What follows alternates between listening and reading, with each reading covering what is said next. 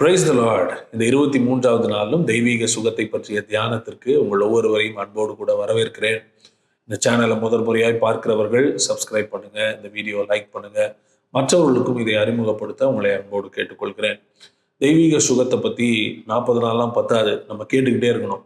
நம்முடைய சரீரத்தில் ஆரோக்கியமாக இருக்கிறதுக்கு, விடுதலையாக இருக்கிறதுக்கு, சுகத்தை பெறுவதற்கு நாம் ஒரு விஷயத்தை திரும்ப கேட்டுக்கிட்டே இருக்கணும். இயேசு சொன்னார், நீங்கள் கேட்கிறதை குறித்து ஜாக்கிரதையா இருங்கள். எந்த அளவினால் அளக்கிறீர்களோ அந்த அளவினால் உங்களுக்கு அளக்கப்படும் அப்படின்னு என்ன சொல்ல வர்றாருன்னா, என்ன கேட்குறீங்களோ அதுபடிதான் உங்களுக்கு நடக்கும் அப்படின்னு சொல்லி. அப்போ நம்முடைய சரீரத்துல சுகமும் ஆரோக்கியமும் விடுதலையும் வேணும்னா சுகத்தை பத்தி கேட்கறத நம்ம நிறுத்தவே கூடாது. அதை நாம் கேட்டுக்கொண்டே இருக்க வேண்டும்.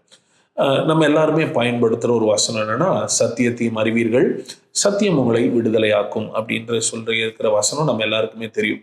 சத்தியத்தையும் அறிவீர்கள், நீங்கள் அறிந்திருக்கிற சத்தியம் உங்களை விடுதலையாக்கும். இன்னைக்கு நிறைய ஏரியாவில் நம்ம பாதிக்கப்படுறதுக்கு காரணம் என்னன்னா, அந்த பகுதியில் ஆண்டவர் நமக்கு என்ன சொல்லுகிறார், என்னவெல்லாம் ஆயத்தப்படுத்தி வைத்திருக்கிறார், என்னவெல்லாம் செய்து முடித்திருக்கிறார் என்கிற ஒரு தெளிவு இல்லாததினாலே, புரிதல் இல்லாததினாலே அந்த ஏரியாவில் நம்ம கஷ்டப்படுறோம். சத்தியத்தையும் அறிவீர்கள், சுகத்தை பற்றிய சத்தியத்தை அறியும் போது பைபிளில் சில வார்த்தைகளை நான் படிக்கிறேன்.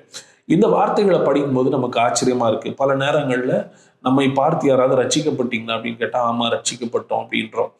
ரட்சிப்பு அப்படின்ன உடனே நம்ம என்ன நினைச்சுக்கிறோம் அப்படின்னா, இயேசுவை ஏற்றுக்கொள்றது ரட்சிக்கப்படுறது, என்னுடைய பாவங்கள் மன்னிக்கப்பட்டது அப்படின்னு நிச்சயம் இருக்குது, அதனால நான் ரட்சிக்கப்பட்டுட்டேன் அப்படின்னு சொல்லி ரட்சிப்பின் அனுபவத்தை இயேசுவின் மேல் வைக்கிற விசுவாசத்தோடு நாம் நிறுத்தி விடுகிறோம்.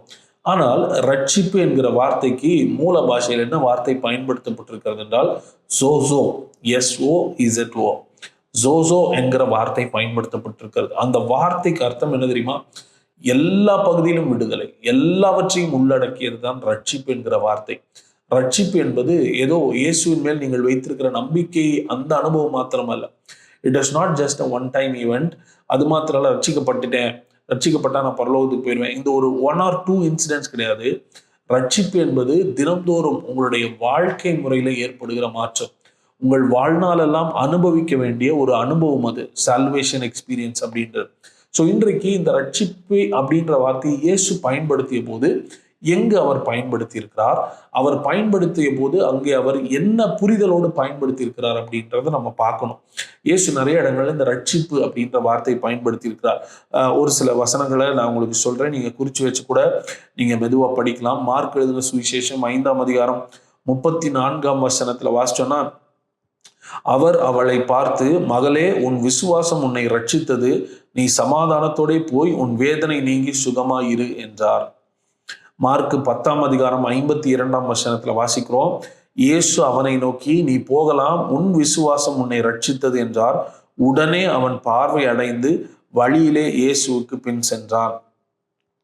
லூக்கா 8ஆம் அதிகாரம் 48ஆம் வசனம், அவர் அவளை பார்த்து, மகளே, திடன்கொள், உன் விசுவாசம் உன்னை ரட்சித்தது, சமாதானத்தோடே போ என்றார். லூக்கா 18ஆம் அதிகாரம் 42வது வசனம், இயேசு அவனை நோக்கி, நீ பார்வை அடைவாயாக, உன் விசுவாசம் உன்னை ரட்சித்தது என்றார். நான் வாசித்த இந்த பகுதிகளில் எல்லாம் இயேசு சொல்லுகிறார், உன் விசுவாசம் உன்னை ரட்சித்தது, உன் விசுவாசம் உன்னை ரட்சித்தது, ரட்சிக்கப்பட்டாய், ரட்சித்தது அப்படின்ற வார்த்தையை பயன்படுத்தும் போது அவர் அங்கு எதை குறிக்கிறார் என்றால் சரீர பிரகாரமான சுகத்தை குறிக்கிறார்.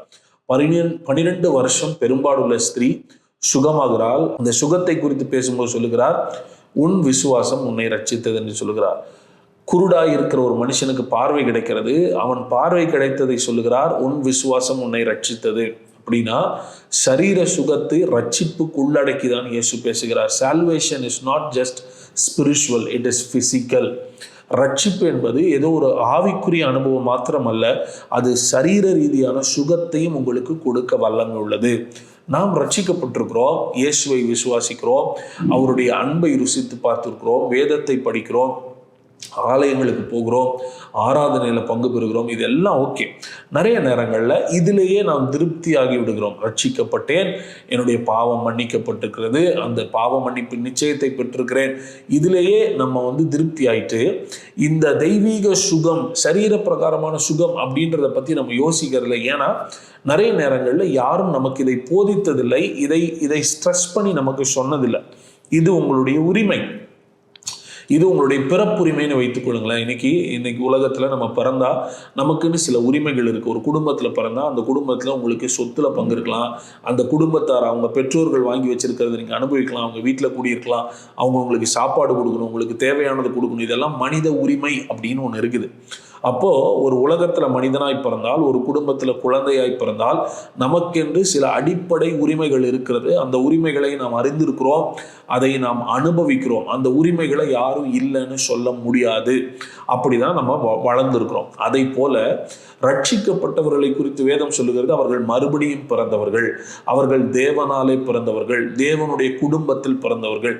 எப்படி உலகத்திலே ஒரு குடும்பத்தில் பிறந்தா நமக்குன்னு ஒரு அடிப்படை உரிமை இருக்கிறதோ, அதை போல தேவனுடைய குடும்பத்தில் பிறந்தவர்களுக்கும் அடிப்படை உரிமை இருக்கிறது. இப்பொழுது தேவனுடைய குடும்பத்தில் இயேசுவை விசுவாசித்ததனால் நாம் மறுபடி பிறந்திருக்கிறோம், நாம் தேவனுடைய பிள்ளைகளாய் இருக்கிறோம் என்றால் தேவனுடைய பிள்ளைகளுக்கென்று சில உரிமைகள் இருக்கிறது. அந்த உரிமையில் ஒன்று உங்களுடைய சரீர சுகம்.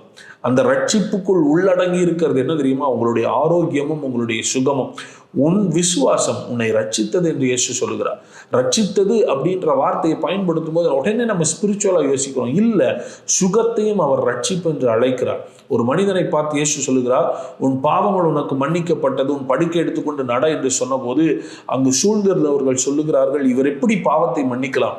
அப்ப இயேசு சொல்றாரு, எது எளிது?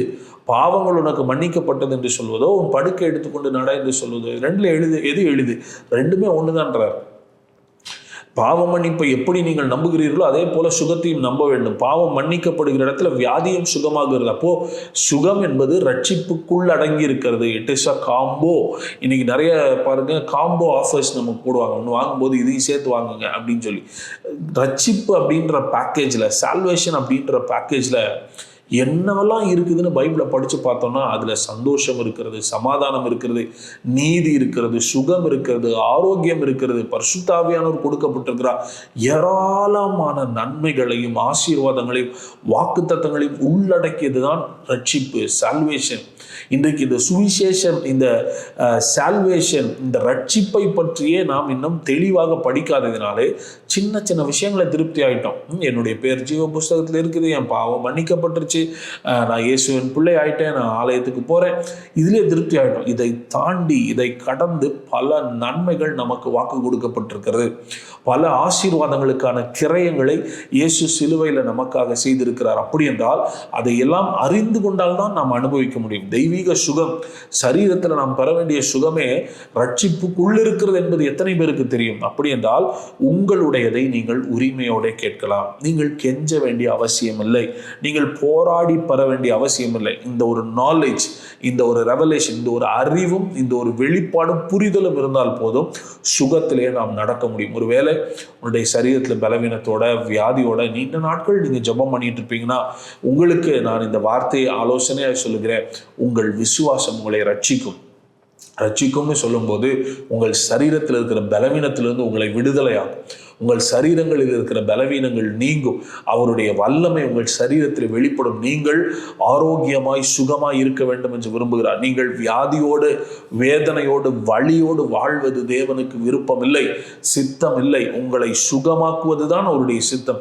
ரட்சிப்புக்குள்ள உங்கள் சுகத்திற்காக அவர் காயங்களை ஏற்றிருக்கிறார். அப்படி என்றால் இன்னைக்கு நம்ம மனசுக்கு நம்ம சொல்லிக் கொடுக்கணும், நான் ரட்சிக்கப்பட்டிருக்கேன்ல, ரட்சிக்கப்பட்ட எனக்கு சரீரத்தில் தேவன் சுகத்தை கொடுக்க விரும்புகிறார்.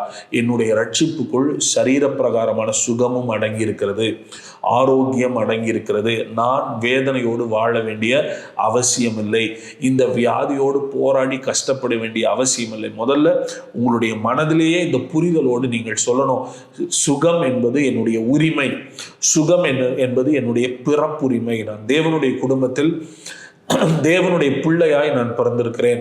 சுகம், ஆரோக்கியம் என்பது என்னுடைய அடிப்படை உரிமை, அதை நான் பெற்றுக்கொள்கிறேன். ரட்சிப்புக்குள் அதுவும் உள்ளடங்கி இருக்கிறது.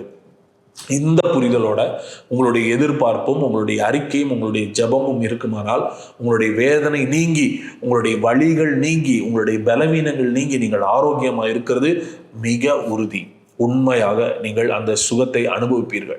பாருங்க, பலருக்கு இயேசு அற்புதங்களை செஞ்சாலும் அநேக இடங்கள்ல சுகமாக்கப்பட்ட போது அவர் பயன்படுத்தின வார்த்தை, உன் விசுவாசம் உன்னை ரட்சித்தது என்று சொன்னபோது அவர் பரலோகம் போவதை பற்றி பேசவில்லை. இங்கே இப்பொழுது உன் சரீரத்தில் இருக்கிற வியாதி நீங்கி இருக்கிறது, உன் வேதனை நீங்கி இருக்கிறது, உன் கண் பார்வை திறந்து இருக்கிறது, உன்னுடைய உதரப்போக்கு நின்று இருக்கிறது, நீ பட்ட கஷ்டத்திலிருந்து விடுதலையாக்கப்பட்டிருக்கிறார்.